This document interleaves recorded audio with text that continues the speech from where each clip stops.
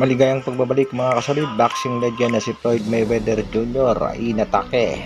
Hospital ang bagsak. Casimiro latest fight update.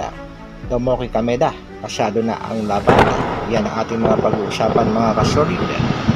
Pero bago yan mga kasolid, pwede bang pa-like at pa-share ng ating video, at sa mga bago dyan, pa-subscribe naman.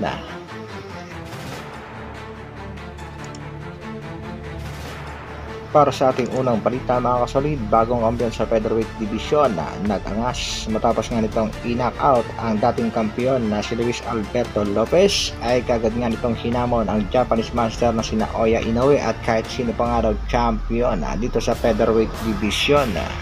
Angelo Leo immediately made his intention known following 4 victories, revealing that he's open for either unification clash with another champion in featherweight division or welcoming Inoue to the 126-pound division. Papayag kaya itong si Bob Arum kung sakasakali.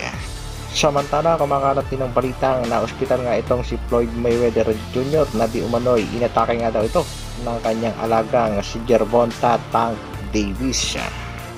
Heto nga mga kasolid ang photo. Mayweather sent to hospital after being attacked by Gervonta Davis.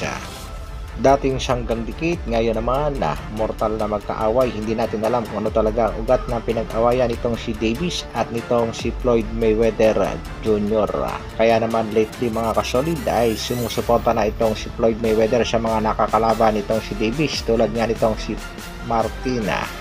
At ngayon naman mga kasolid ay suportado nitong si Floyd Mayweather Jr. itong si Shakur Stevenson na gusto ngang isagupa dito kay Gervonta Tank Davis.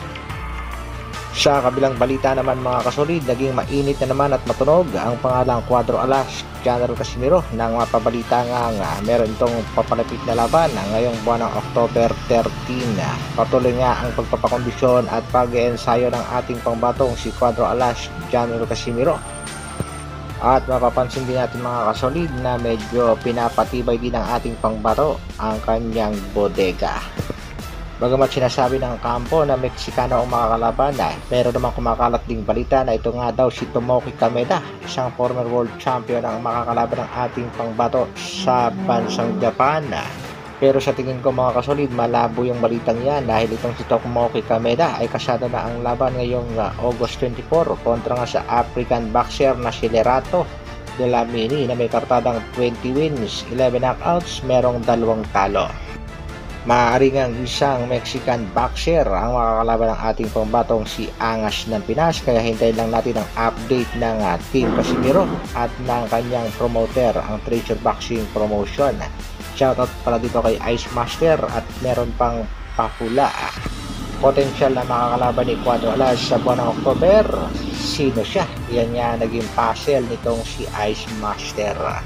Shoutout sa lahat nating mga kasolid dyan. Hanggang dito na lang muna. Maraming salamat sa patuloy na pagsuporta at panonood. Isang like naman dyan. Mabuhay, Dr. Alvin Vlogs.